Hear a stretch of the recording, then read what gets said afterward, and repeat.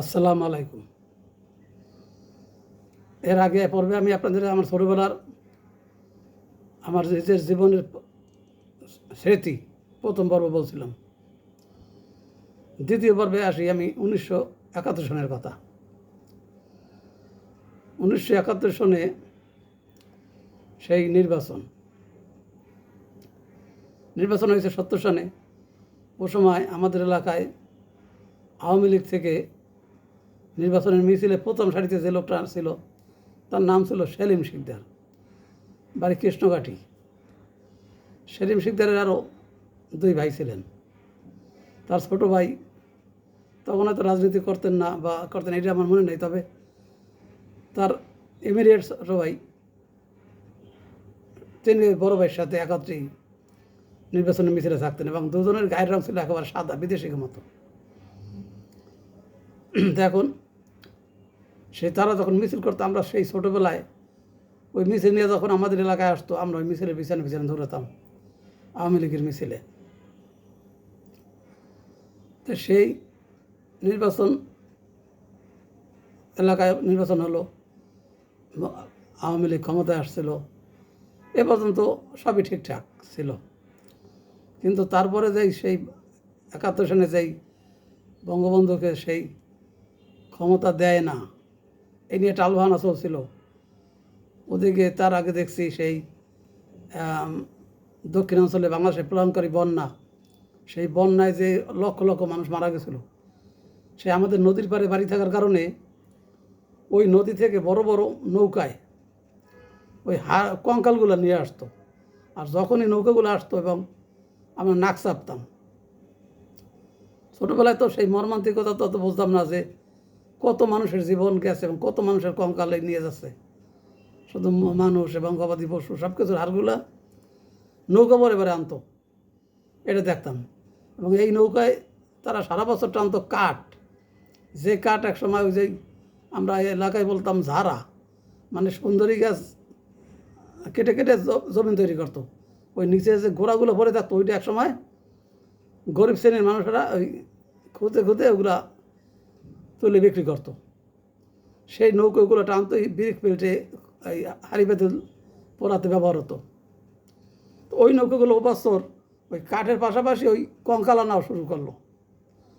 সে বাড়ির সামনে বসে ওগুলো দেখতাম। তো এখন সেই মর্মাগত বোঝার মতো বয়স তার তখন অত ছিল না। এখন যেটা মনে করলে ভাবি যে কী পরিমাণ লোক মারা গেছে এবং তাদের হার নৌকায় নৌকায় নিয়ে আসতো, এবং এটা প্রতিদিনই প্রায় কয়েক মাস ধরে দেখছি এরকম প্রতিদিন যে কত নৌকা আসতো। এখন এরকম একটা সময় আমাদের এলাকায় হঠাৎ এক ভদ্রলোক নলছিটি থেকে ফেরত আসে এবং তার সাথে তার ফ্যামিলি। তো প্রথমে ওই ভদ্রলোক আসছে না, একদিন পরে তার ফ্যামিলি আসছে। এবং সেটা কী কারণে আসছে, যে নলছিটিতে উনি এক থানার দারোগার মেয়েকে গান শিখাতেন। এবং স্বাধীনতার সময় ওই যে রাজনীতির এমন এক পর্যায়ে গেছে, হয়তো মুরব্বীরা আলাপ আলোচনা করতো, তাদের মন মানসিকতা খারাপ দেখতাম, বিভিন্ন রকমের তাদেরকে চিন্তিত দেখতাম, কিন্তু কী কারণে এটা তো অতটা অনুভব করতে পারিনি। তো ওই ভদ্রলোক আসার পরে ওনার নাম ছিল সন্তোষ দাস। উনি এসে বললো যে উনি যে দারোগার বাসায় গান শেখান তার মেয়েকে, তারাই ওনাকে মারার জন্য অ্যাটেম্প নিয়েছে। তার মানে কি, তখন থেকে হিন্দু নিধনের একটা পরিকল্পনা চলছিল। তার শিকারে উনি পরিণত হতে চাচ্ছিল ওই বাসাতেই, ওই থানাতেই। উনি খুব চতুর লোক থাকাতে উনি কৌশলে সরে আসতে পারছেন, ওনাকে আর আটকাতে পারে নাই। কিন্তু উনি ওনার অন্য লোক মারফত ওনার ফ্যামিলিকে তাড়াতাড়ি বাসা ছাড়তে বলছেন, এবং উনি আর বাসায় যান না, উনি সরাসরি চলে আসছেন এবং ওনার ফ্যামিলি ওনার ভাইয়ের সাথে পরের দিন আসছে। এই কথা তখন পাড়ায় বলা বলি করছিল, এই পাড়া ওই পাড়ার সবার মুখে মুখে, তখন বুঝতে পারছি যে দেশে একটা বড় রকমের অঘটন কিছু ঘটতে যাচ্ছে। সেই সময় উনি এবং আমি গ্রাম্য হিসাবে ওনাকেও মামা ডাকতাম। একদিন হাওলাদার বাড়ির রকমাতালি হাওলাদার, আর ওদিকে আসছিলেন চৌকিদার বাড়ি থেকে মোহাম্মত আলী চৌকিদার। সেই মোহাম্মত আলী চৌকিদার বিশাল সাইজ ছিল, দুজনই অতিকায়ত্ত লোক ছিল, দুজনেরই ফিগার ছিল সেই রকমের, কিন্তু মোহাম্মদ চৌকিদার একটু বেশি ছিল। তার পিছনে যেমন ধরনের লোক দাঁড়ালে সামনে দিয়ে বোঝা যেত না যে পিছনে কোনো লোক আছে। তারা ওই নদীর পাড়ে আরও কয়েকজন লোকের সাথে বলা বলি করতেছিল যে দেশের অবস্থা ভালো না, যে কোনো মুহূর্তে এলাকা ছাড়তে হবে, নয়তো সবাইকে মরতে হবে। এবং বললেন যে সবাই সুপারি গাছ কাটো, এই সুপারি গাছ কেটে কেটে তোমরা সেই বল্লম তৈরি করো, এগুলো জমাই রাখতে হবে এবং ইটের টুকরা রাখতে হবে। যদি কিন্তু এইটা বোঝানো যায় রাইফেল বন্দুকের সামনে ওগুলো কোনো কাজ হবে না, কিন্তু তারা ভাবছে হয়তো কিছু সম্মুখ সারিরে তো কোনো মারামারি কাটাকাটি সব হইতে পারে, দাঙ্গা হতে পারে। যাই হোক ওই সব মজুত করছে, বল্লম তৈরি করছে, বড় বড় সুপারি গাছ কেটে এই বল্লম তৈরি করছে। প্রত্যেক বাড়িতে 2-4টে করে সুপারি গাছ কেটে ওই বল্লম তৈরি করছে। এমন একটা সময় রাত্রে আমাদের পাড়ায় হলো, মানে আমাদের ছোটো যে ইয়াং, এখন যে আমরা ওই বলি না যে বিভিন্ন কিশোর গ্যাং কই, তো ওই জাতের ওইটারই একটা রূপ। ছোটোবেলা ছোটো ছোটো শিশুরা তারা গ্রামে একটা গ্রুপিং করলো, এই পাড়া ওই পাড়া, সেই পাড়ায় মারামারি। আমরা গাব গাছের লাঠি কেটে কেটে জমাই, কেউ জিরেল গাছের শাখা কেটে জমাই দিয়ে মারামারি করবে। এটা রোমান্স আর কি, এক প্রকার বাচ্চাদের গ্যাং তৈরি করা। এবং তাতে বেত গাছের সেই আকর্ষা, যেটা 3টে করে কাটা থাকে লম্বা লম্বিভাবে, ওগুলো আবার একটা লাঠির মাথায় বেঁধে তার মাথায় আবার জালের কাঠি বেঁধে এই ঘুরাইয়া আঘাত করতে হবে, এই জাতীয় আর কি। তো মাঝখানে আছে অনেকগুলো গাবের সারা জীবন গেছে আমাদের এইসব বান্নামের কারণে। তো একদিন বিকালবেলা বাড়ির মানে এলাকার পার্শ্ববর্তী মাঠে আমরা ওই এলাকার খেলা রেডি খেলা হইতো, রেডি খেলা খেলছিলাম ছোটো ছোটো বাচ্চারা। এই 2 গ্রুপের মধ্যে লাগলো ঝগড়া। তো ঝগড়ার এক পর্যায়ে এই ঝগড়াতে আমরা অনেক লোকে ছিলাম, সেই এখন হয়তো সবার নাম মনেও নাই, তবে পাড়ারই ছেলে, এই পাড়া ওই পাড়া এরকম। এই হাওলাদার বাড়ির লোক আসছিল, পশ্চিমগঞ্জ থেকে আসছিল, তারপরে আমার পার্শ্ববর্তী পাড়া ছিল, আমাদের পাড়া ছিল, তো এরকমের মারামারি। বাচ্চারা মারামারি করাতে এক পর্যায়ে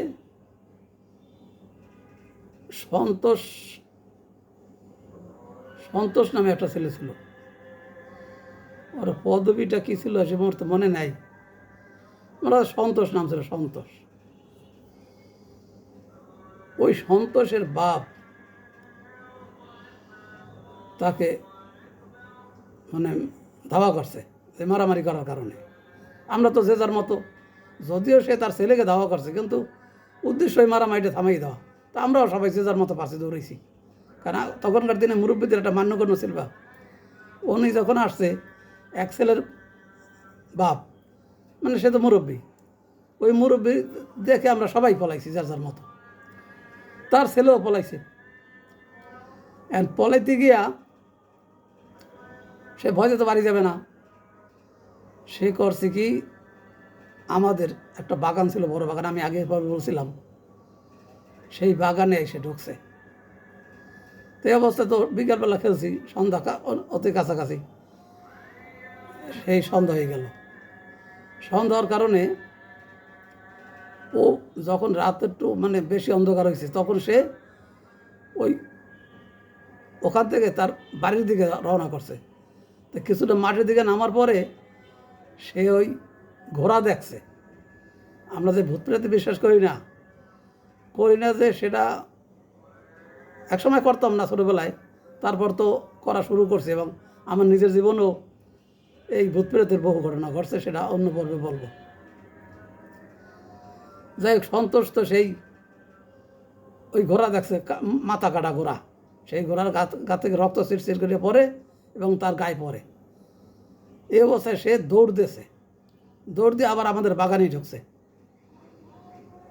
ফাঁকা মাঠ থেকে আবার সেই বাগানে ঢুকছে, ঢুকে আমাদের বাড়ির ঠিক পিছন অংশে, আমাদের বাড়ির সামনে আসে নাই ভয়তে যে আমরা যদি ওর বাপকে আবার খবর দেই, সেই জন্য আবার সে ওই আমাদের বাড়ির ভিতরে ঢুকে মানে কোনো একটা ঘরের পিছনে আড়ালে ঢুকেই রয়েছে। এদিকে তো ওর মা বাবা ওকে অনেক খোঁজে, এক বাপের এক ছেলে, বহু খোঁজা খুঁজতেছে। এখন আমরাও কিছুটা অপরাধ বোধে ভুগছি ছোটোবেলা, সেই এখন মনে আছে যে কেমন হইলো, সবাই যে যার মতো বাড়িতে গেলাম, কিন্তু ওই একটা ছেলে মানে না, কারণ ও তোর বাবা ওরে খুব শাসন করতো, এই জন্য সে যাইতে সাহস পায় নাই। তো এক পর্যায়ে রাত বেশি হওয়ার কারণে ও অন্য একটা পথে মানে কিছুটা দুঃসাহসের পরিচয় দিছে, দিয়ে বাড়িতে গেছে। বাড়ি থেকে তাদের বাড়ির বারান্দায় লুকিয়ে রয়েছে। এখন তার বাবা মা তখন তাকে ল্যাম্প হেরিকেন মশাল এগুলো দিয়ে বিভিন্ন জায়গায় খোঁজ করে না পাইছে, তখন তো তারা বাড়িতে গেছে হতাশ হয়ে। কী হলো, এর ভিতরে ওর দাদি সে ওই তার নাতি সুখে কান্নাকাটি করে, আর ওই বাতি নিয়ে সেই বারান্দা দিকে গেছে।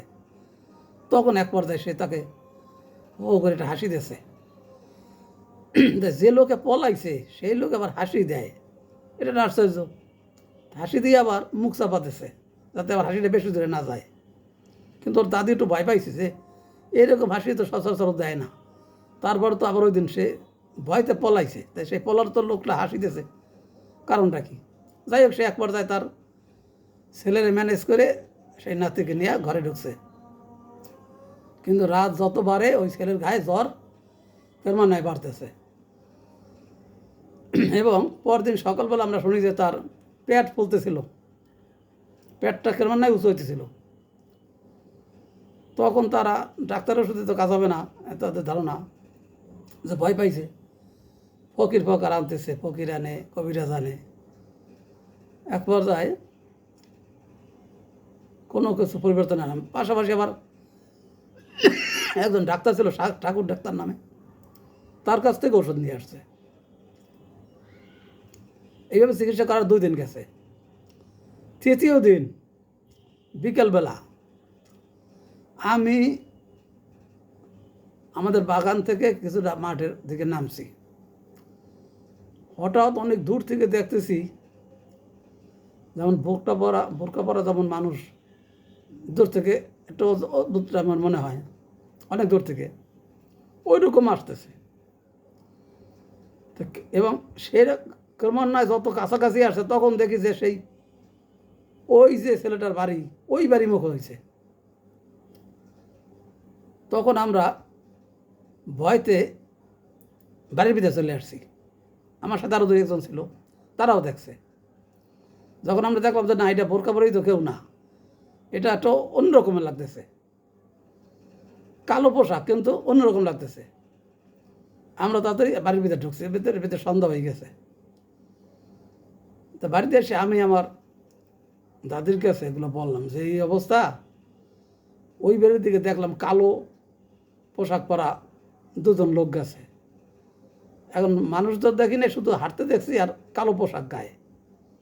তাতে আমার দাদি বলছে হয়তো বোরকা পরা কোনো মহিলা দেখতে পারে। আমি সন্ধ্যাবেলা মহিলা যাবে কোথা থেকে, সেও বাড়ি যাবে কেন?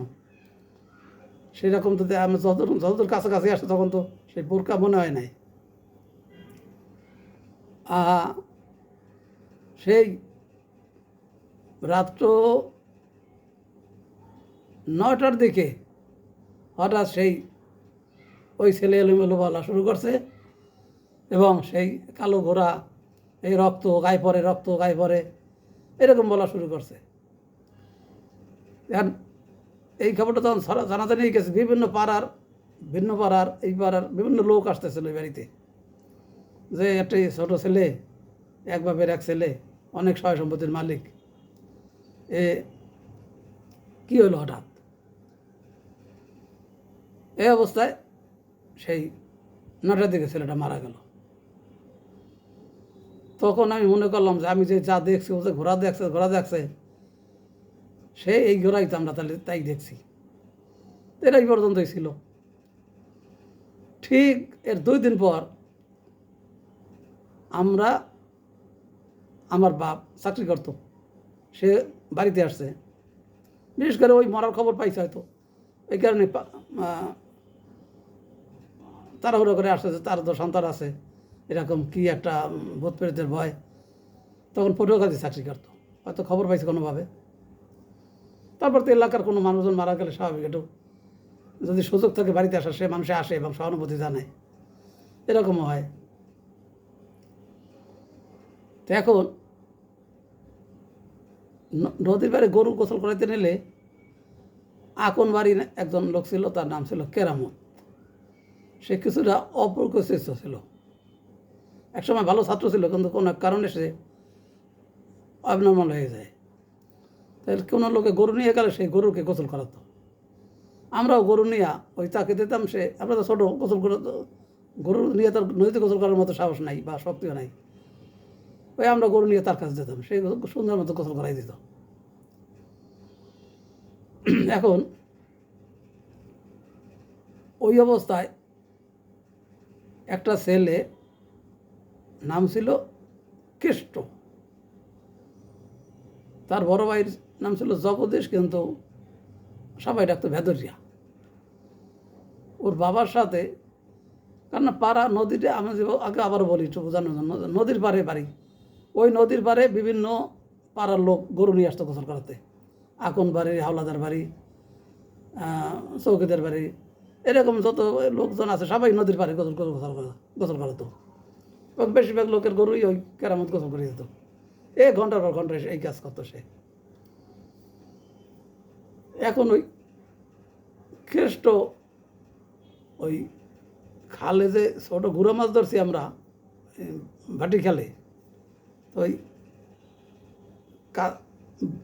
গামছা দিয়ে খাওয়াই যায় যে বেলে মাছ ধরে, ছোটো ছোটো আমরা ওইটা বেলি মাছ। ওই বেলি মাছ ধরার সময় আমরা একটু ওই একজনের গায়ে একজন একটু কাদা মারছি, ওই একজনের মাছ একজন একটু সামনে খাও দিয়েছি। এই নিয়ে একটু রাগারি হওয়ার কারণে ওই ছেলেটা গরু যখন জোয়ার হয়েছে তখন তার মাছ ধরা বন্ধ। ওই রাগে ওই কেষ্ট ছেলেটা একটা কাদা মারে, এক থাবা কাদা উঠে আমার গায়ে মারে। ওই কাদাটা আমার চোখের উপর, এক চোখের পরে, চোখটা ঢেকে যায়। যদি পরে পানি দিয়ে পানি চোখটা ধোয়াইছে, কিন্তু চোখের কিছুটা আঘাত পাইছি। ওই আঘাতে আমরা কয়েকজন বন্ধু বান্ধব মিলে ওরে আবার মারি, এবং মারতে এক পর্যায়ে ওর কিছুটা চুবানোর কারণে পানিও খায়। এখন তারপর গোসল করার পর যে যারা বাড়িতে চলে গেছি, যে যার পাড়ায় চলে গেছি। পরদিন শুনি সেই কেষ্টর জ্বর হয়েছে। ওই সময় একটা রোগ ছিল যে জ্বর যদি হইতো কেউ, কি একটা জানি না, জ্বর হইলেই মানুষে ভিন্ন লাইনে চলে যেত, কালো জ্বর, নাহলে ওই ডায়রিয়া, তখন যে বলতো কলেরা বলতো। ওই ছেলেটা ওরকম মারাত্মক অসুখ হইল। সন্তোষ মরার কিছুদিন, 3-4 দিনের মধ্যে আবার ও মারা যায়। তো এই সন্তোষের মৃত্যুটা দেখতে সেই এই পাড়া ওই পাড়া সব লোক আসছিল, প্রায় যত দূর একদল গেছে না আর একদল আসছে, এরকম পালাক্রমে লোক আসছিল। কারণ এটা একটা মর্মান্তিক, এক বাপের এক ছেলে, অনেক সহায় সম্পদের মালিকের বিশেষ করে, তারপরে এরকম একটা ঘটনা, সে ভয় পাইছে, সবাই এটা ডরাইছে, ডরানোর কারণে সে মারা যাইতেছে। তো যাদের ঘরে সন্তানাদি আছে সবাই তো একটু কিছুটা চিন্তিত এবং সোচ্চার। তো এই কেষ্ট এরকম মারা যায়। এই অবস্থায় গেল কিছুদিন, যা শুনি যে সেই পাকিস্তানিরা আর বঙ্গবন্ধুকে, তখন তার বঙ্গবন্ধু কি এত কিছু বুঝি নাই, শেখ মুজিবকে সেই আওয়ামী লীগ নৌকা দিয়েছে, তাদেরকে ক্ষমতা দেবে না, দেশে যুদ্ধ লাগবে, সবাইকে পলাতে হবে। এ অবস্থায় শুনলাম যে নদীর পার্শ্ববর্তী যারা আছে বা মেন রোডের পাশে যাদের বাড়িঘর আছে তাদেরকে নিরাপদ জায়গায় দিতে হবে, আর নাহলে যে কোনো মুহূর্তে দাঙ্গায় মরতে পারে বা পাকিস্তানিরা সেনাবাহিনী এসেও মারতে পারে। এই জন্য আমি আমাদেরকে নিয়ে গেল সেই দুধর্ম চর অঞ্চলে একটা বাড়িতে, যে বাড়িতে রাখছে ওই বাড়িতে একজন মাস্টার ছিল, যেটা আমি স্বাধীনের পরে জানছি, এবং তিনি আমাদের এই যে মাহবুব চকদার বললাম তারই বোনাই। তখন তারা এটা জানতাম না, আমরা ছোটো মানুষ তো এটা জানতাম না। তাদের বাড়িতে রাখছে, সে একসময় বলে যে কারা আসছে, এই জানাজানি হইলে সেই আবার আমাদের আর্মি আবার আমাদের বাড়িতেও আসবে, এই এলাকার মানুষে আমরা কোনো মানুষকে আশ্রয় দেবো না। এই যে আমাদের বাড়িতে যখন শুনবে এই বিভিন্ন লোক আসছে, তখন বলবে আমরা আওয়ামী লীগের লোকেদের আশ্রয় দিতেছি। হ্যাঁ, আমাদের বাড়িতে বেশি বেশি লোক আসলে তাহলে আমাদেরকে ই করবে, এই বলে তাদের বাড়ি থেকে এক প্রকার তাড়িয়ে দিল। আমরা বা আমাদের মতো আরও প্রায় অনেকগুলো ফ্যামিলি ছিল ওই অঞ্চলে যাইয়া বিভিন্ন লোকের বাড়িতে আশ্রয় নিয়েছিল, কিন্তু সেই উনি এই আশ্রয় দেয় নাই, সেটা আমার মনে আছে। এবং এটা তখন এ বাড়িতে আমার অনেক লোকই ছিল, সে আমাদের এলাকার যে নদী তীরবর্তী অঞ্চলের যে বাড়িঘরের মানুষগুলা তারা এরকম বিভিন্ন এলাকায় চলে গেছে। তা আমার ওই ওই উনি যে আশ্রয় দেয় নাই সেটা তো মনে আছে। স্বাধীনের পরে যখন স্কুলে পড়ি প্রাইমারি, তখন দেখি ওই মাস্টার, তো সেটা তো এবং আরও জানলাম যে চমৎকৃত হইলাম যে উনি আমাদের এলাকারই জামাই। তখন সেটা দিয়ে ওনাকে বলছিও যে আপনি স্যার আমাদেরকে আশ্রয় দেন নাই, এখন আপনি দেখি আপনাদের এই জামাই, আমাদের এলাকার জামাই। তো উনি অবশ্যই লজ্জা পাইছে, এবং তখন স্বাধীনের পরে তো আর বোঝেনি যে তাকে যদি আবার ওই মুক্তিযুদ্ধ বিরোধী লোক ট্যাগ দেওয়া হয় তাহলে সে বিপদে পড়বে। সে দেয় নাই তো, যেহেতু একটা এলাকার মানুষ আর একটা এলাকায় যায় এবং জনসমাগম বেশি হলে সে জানাজানি হইতেই পারে, ওই রকম ভয়তে সে দেয় নাই, এই আর কি। তারপরে ওখান থেকে আসার পরে আমরা অন্য একটা এলাকায় গেছিলাম, যেটার নাম পাদ্রিশিবপুর। এটার ব্যাপারে আপনাদেরকে আমি পরে বলবো। আসসালামু আলাইকুম।